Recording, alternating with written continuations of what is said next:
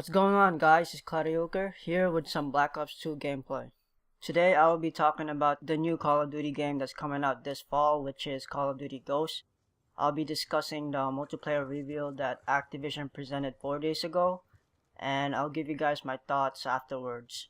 So at the reveal, they first talked about how you can customize your soldiers in terms of how they look and their appearances. Like you can change their bodies. It's similar to the customization in Black Ops 1 where you can change how your soldier look by face paints and stuff like that. But this time you have full control. You can completely change how your soldiers will look, so it will look different. It will look completely different from the other soldiers on your team. They also added the feature of making your soldiers, you have the choice of having a female soldier instead of a male, so that's different and that's very interesting. I'll be making my own female soldiers, and I'm pretty sure RWAT25 will too. You can create up to 10 soldiers, and they said that for one soldier it will equal to 1 prestige, so 10 soldiers and each soldier is 1 prestige, so that's 10 levels of prestiges. So that's how I think they're going to do their prestige leveling system. These soldiers can also be used for squads. You can create your own squad, and this squad that you create is for specific game modes. You can put your squad against AI squads, and they said they improved the AI dramatically where they can literally act like a real person. Like they can drop shot, trick shot, whatever the normal player or skilled player does. And you can put your squad against another player's squad. So that's a pretty cool thing about what they did with this game, so it's kind of crazy. They also changed how the create a class works, where it's similar to the Black Ops 2 Pick 10 loadout, where you have 10 slots and then you use up those slots with your primary, secondary, attachment, perks, whatever. But this time, I don't think your primary and secondary will not count as a slot. I'm still not sure if attachment will count the slots, but from what I could gather is that you have 8 points instead of 10, and your guns will not count those slots. What will count those slots are perks, and those perks will value from 1 to 5, so 1 perk might equal to 5 slots. You will have 3 more slots to spend, so it works like that. You could even add, instead of 8 points, you can have up to 11 points. If you swap your secondary, lethal, and tactical grenades, and you will get 3 more points, so you will have 11 points. So that means if you use perks that equals to 1, you can have 11 perks. So in this time you can use more than 3 perks, possibly up to 8 or maybe up to 11. So that's pretty crazy. It can vary things up, and it provides a lot of open options for players so they don't have to stick with the same perks all the time. So while they were changing things around, they also added over 20 new kill streaks. The one that they mentioned were Juggernaut Maniac, Helo Scout, Odin Strike, which sounds pretty cool, and Riley, which is the attack dog that follows you around. Juggernaut Maniac is, I guess, a better version of the Juggernaut from Modern Warfare 3, because the Juggernaut in Modern Warfare 3 was it was a very high kill streak that you have to get, and it wasn't very rewarding. So this time, Juggernaut Maniac sounds like a better version of it, because from what I saw in the reveal, it looks like that you can move faster, you're stronger, and I think they even give you like a minigun. The attack dog Riley, I think that's the weaker version of the attack dogs from Black Ops 1 and 2, because the attack dog, there were a lot of them in the Black Ops games, and they were like 1 bite kill. But this time, instead of like a whole army of dogs, you just get 1. So I'm not sure how strong Riley is, but he does a lot of things other than try to kill people. He can act as a UAV, because when he barks, that's when he notifies that there's going to be an enemy. So Riley sounds like a pretty good kill streak. This time I think it's just 1 dog, and it won't be as powerful as the dogs from the previous Black Ops games. They also modified the strike packages of the Assault, Support, and Specialist. I'm not sure how they modified them, but I guess they're just better. They even replaced the air-based packages or kill streaks, whatever you call them, with ground-based. They also added new game modes like Search and Rescue, which is a modified search and destroy game. It's just what they added to this search and destroy type of game mode is when you die, you will drop a dog tag, and with that dog tag you can do different things. If your teammate will pick up that dog tag, you will automatically respawn. But if an enemy will pick up that dog tag, you will get kicked out of the round.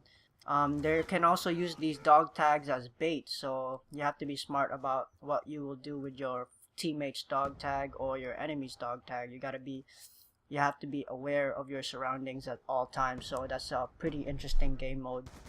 Another game mode is Crank, which is a faster TDM style. When you get a kill, you get faster movement, faster reload, faster ADS, but you will get a 30-second timer. With this 30 seconds, if you don't kill someone within 30 seconds, you will explode. So you have to kill somebody before 30 seconds runs out. Another game modes that they added are clan specific game mode. You can create your own clan and then make your own clan emblem, and then you can go ahead and face other clans and have or go in clan wars. I forgot to mention that in Crank, when you kill an enemy player, they sometimes will drop some kind of blue briefcase, and within that briefcase it will contain field orders, such as like you have to kill 3 enemies while prone, or you have to kill them while you're crouching. And if you complete these field orders, you will get some kind of reward, maybe like a care package. But at the reveal they kept showing the Odin strike, so maybe that will be a reward if you complete field orders. So that's about it about the new game modes. Another thing that they mentioned were how the maps played a part while you're playing a game, and they're pretty much interactable maps where you can just interact with them. Treyarch has played with this idea for a while now, since the first Black Ops, but they didn't really have a big impact because when you interact with the map, they either close things, open things, move things, and all they did was provide cover. And with the Black Ops 2 DLC map pack, the map, they even can kill you, like in the map Hydra or whatever that map is, where the water can kill you. And then there's another map where there's this lava thing that can just kill you. So they didn't really like do anything other than, it was pretty much where I thought it was pretty useless. But Activision, they kind of made it like Battlefield style, where you can destroy buildings and walls and provide additional cover, and you can pretty much use the map and kill people, and that sounds like a great idea. It just reminds me of the fighting game Injustice, where you can interact with the map, because Injustice has that idea as well. But okay, I'll just stop talking about a fighting game because I'm talking about a first-person shooter. But you get the point. It's the map is dynamic. You can interact with it.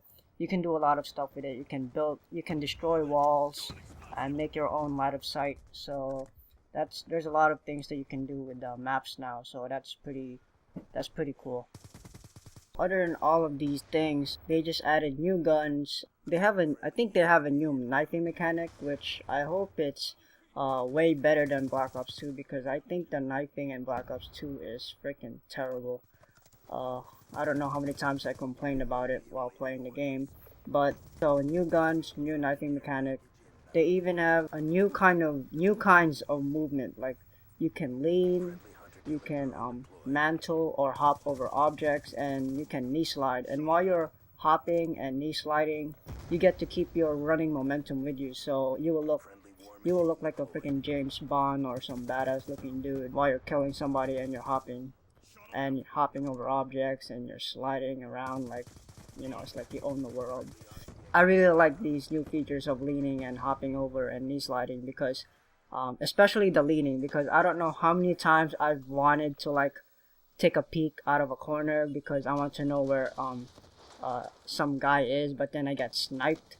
And I don't know how many times I've wanted to dive for cover and end up dying in the process while I was diving. It could be a game changer. They also mentioned about how they changed the audio a bit, where it can play a part of your game. They improved the sounds. Another audio change that they did was the soldiers will call out spotted enemy soldiers. They showed it at the reveal where the soldier called out that there's an enemy in the restaurant.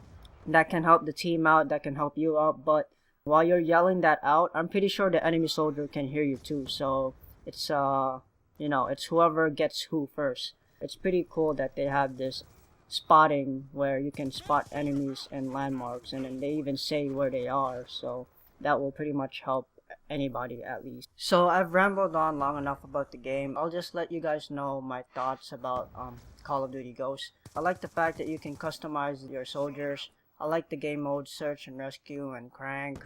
I like the lean, slide, and mantle features, and I like the fact that you can spot enemies now. My neutral feelings for right now are the create a class, the kill streaks and strike packages. I will be rocking the Riley kill streak, the attack dog kill streak. I hope the knifing mechanic is better than Black Ops 2.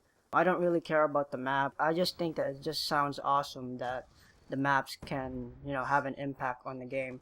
And what I'm worried about is the online connection, because you have to have good online connection, because so far, ever since from Modern Warfare 2, the Call of Duty games after Modern Warfare 2, the connection was crap in my opinion, and the game might get boring over time. So the game might be hyped for like the first few months, but then after that, the hype's gonna die down, because Call of Duty's I think in my opinion is a dying franchise, and pretty soon I'm going to be moving on to a different first-person shooter or a different type of genre. So yeah guys, that's all that I have for this video. That's my thoughts of Call of Duty Ghosts and my discussion of the multiplayer review. I hope you guys enjoyed it. If you like my video, give it a like. If you want to see more of my videos, you can subscribe.